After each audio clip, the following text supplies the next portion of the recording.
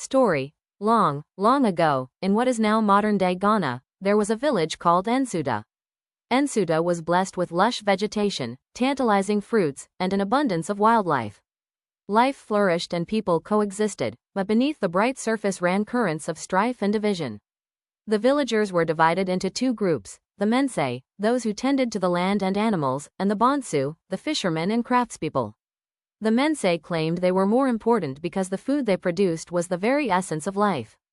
Conversely, the Bonsu argued their craftwork and sorcery were equally crucial, as they created tools for survival and performed rites of passage. This rivalry cast an unseen cloud over the otherwise sunny Ensuda. At the pinnacle of this discord, Ensuda welcomed a new chief, Ose Kofi. Young and wise beyond his years, Ose Kofi loved his people and resolved to mend the ruptured harmony. He knew that until the Mense and Bonsu acknowledged their intertwined destinies, Ensuda would remain a divided paradise. One radiant dawn, Ose Kofi invited the whole village to the heart of Ensuda. People from both sides of the divide convened, curiosity knitting their brows. As they settled, Ose Kofi picked up a royal drum known as the keet, historically used only for special occasions or to unite the people. Ose Kofi began with a drumbeat that imitated the heart of Ensuda. The Mense found their daily toil echoed in the pulsating rhythm. Sowing seeds, tending crops, herding cattle. This drumming roused in them a wave of pride.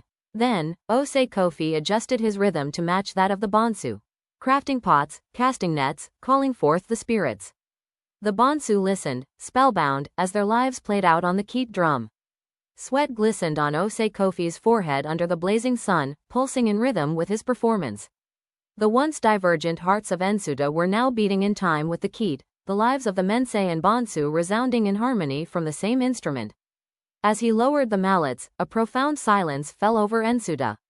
Ose Kofi's intense gaze swept over his people before he spoke with a voice tremulous with passion.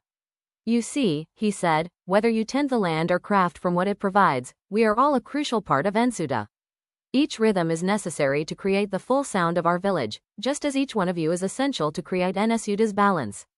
Like a drum without its beat, a village without its people, unity and respect is empty." Moved by their chief's wisdom and the haunting melody now forever imprinted in their hearts, the Mense and Bonsu finally saw the integral part they played in each other's lives.